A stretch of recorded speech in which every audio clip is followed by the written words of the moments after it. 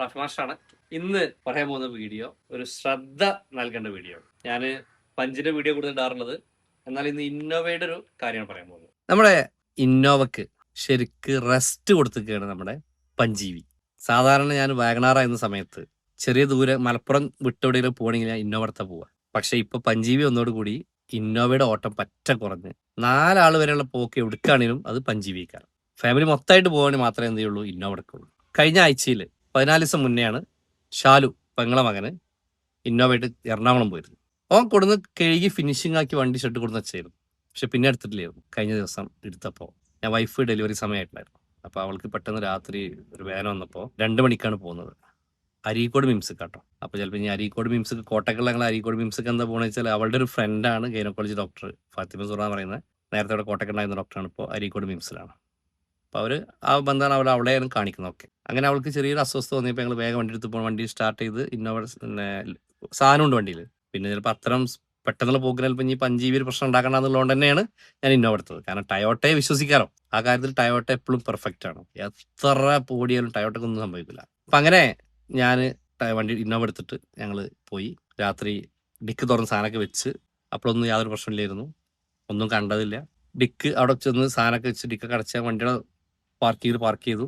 രാവിലെ പോയിട്ട് കുറച്ച് സാധനം എടുക്കാൻ വേണ്ടി ഡിക്ക് തുറന്നപ്പോഴാണ് ഞാൻ ഈ കാഴ്ച കാണുന്നത്. ഡിക്കിന്റെ സൈഡിൽ ഒരു എലി കൂട് കൂട്ടിയിരിക്കുന്നു. സാധാരണ കിളികളുടെ കൂട് പോലെ കൂട് കണ്ടാ തോന്നി. അപ്പൊ കിളിയാന്ന് ആദ്യം വിചാരിച്ച്, പക്ഷെ പിന്നെ മനസ്സിലായി എലി. കാരണം ഒരു എലിയുടെ പാഞ്ഞു പോകുന്നുണ്ട്, സൈഡിൽ കൂടി എലികൾ പോകുന്നുണ്ട്. അപ്പൊ മനസ്സിലായി ഇത് എലിയാണെന്നുള്ളത്. ഞാൻ അത്ഭുതപ്പെട്ടെന്ന് വെച്ചാൽ ഈ 10-13 ദിവസം കൊണ്ട് ഈ ഒരു വണ്ടിയിൽ ഒരു എലി കൂട് കൂട്ടണമെങ്കിൽ അതിന്റെ പരിശ്രമം എത്രയാവുന്നുള്ളതാണ്. അങ്ങനെ അതിൽ ചെറിയ കുട്ടികളുണ്ട്. ഞാൻ മെല്ലെ വണ്ടി അതേപോലെ അവിടെ വെച്ചു. വൈകുന്നേരം വരെ തൊടാതെ, ഒന്നും തുറക്കാതെ, ഇളക്കാതെ വെച്ചു. ഞാൻ എലി വന്ന് കൊണ്ടുപോയിക്കോട്ടെ വെച്ചിട്ട്. വൈകുന്നേരമായിട്ട് യാതൊരു മാറ്റമില്ല, അത് അതുപോലെ ഇരിക്കുന്നു. എലി വന്നിട്ടില്ല, എനിക്കൊന്നും മനസ്സിലാവണില്ല. അപ്പോൾ ഞാൻ വൈകുന്നേരം നല്ല ചൂടാണ്, അവിടെ പാർക്കിങ്ങിലാണ്, ഒഴിഞ്ഞ പാർക്കിങ്ങിലാണ്, നല്ല വെയിലും ചൂടുമാണ്. ഷെഡിലെ പോലെയല്ല. ഞാൻ ആ കൂടെടുത്തിട്ട് ഒരു തണുത്തൊരു സ്ഥലത്ത് പതുക്കെ വെച്ചു. അങ്ങനെ രാവിലെ ഞാൻ പോയി നോക്കുമ്പോൾ ഈ കൂടെന്നെ കാണാനില്ല, ഒന്നും അവിടെ കാണാനില്ല. അത് എന്താണ് സംഭവിച്ചത് എനിക്കറിയില്ല അവിടെ. പക്ഷേ കാരണം ഞാൻ 4 ദിവസം കഴിഞ്ഞിട്ട് തിരിച്ച് വണ്ടിയിട്ട് വരുന്നുള്ളൂ.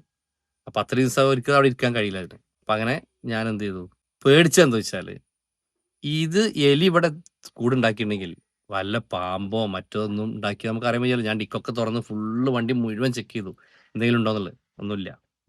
അപ്പം എനിക്ക് ഇത് പറയാനുള്ളതെന്ന് വെച്ചാൽ നമ്മളൊരു 8-10 ദിവസം ഒരു വണ്ടി നിർത്തിയിട്ട് കഴിഞ്ഞാൽ നമുക്കത് വണ്ടിയാണ്. പക്ഷെ ഈ ജീവജാലങ്ങൾക്ക് അവർക്ക് താമസിക്കാൻ വാസസ്ഥലം ഒരുക്കാനുള്ള ഒരു ഏരിയ മാത്രമാണ് അത്.